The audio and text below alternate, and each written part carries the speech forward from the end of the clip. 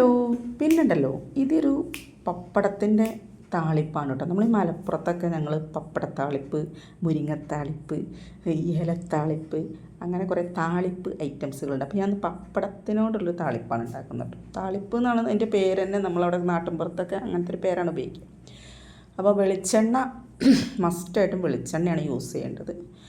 വെളിച്ചെണ്ണ ഒഴിച്ചിട്ട് അതിലോട്ട് നമ്മളിത് ചെറിയുള്ളി കുറച്ചധികം, വെളുത്തുള്ളിയും കുറച്ചധികം, പച്ചമുളകും എരിവിനനുസരിച്ച് ഇടുക.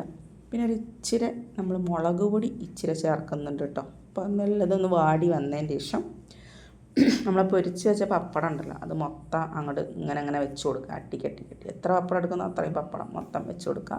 എന്നിട്ട് കൈ കൊണ്ട് അങ്ങനെയാണ് പൊടിച്ചു കൊടുക്കുക. ചിലവരിത് കട്ട് ചെയ്തിട്ട് വറുത്ത് എടുക്കുന്നവരൊക്കെ ഉണ്ട്. എങ്ങനെയാണെങ്കിലും അത് കുഴഞ്ഞ് മറിഞ്ഞ് ഷേപ്പില്ലാണ്ടാവും. പിന്നെ അതിലോട്ട് നമ്മൾ കട്ട കഞ്ഞിവെള്ളം അങ്ങോട്ട് ഒഴിച്ചു കൊടുക്കുക. കട്ട കഞ്ഞിവെള്ളം തന്നെ എടുക്കണം കേട്ടോ, നല്ല കട്ടിയുള്ളത് എന്നാണ് ഉദ്ദേശിച്ചത്. പിന്നെ ഉപ്പ് വേണമെങ്കിൽ ഇട്ടാൽ മതി, പപ്പടത്തിന് ഉപ്പുണ്ടാവുമല്ലോ.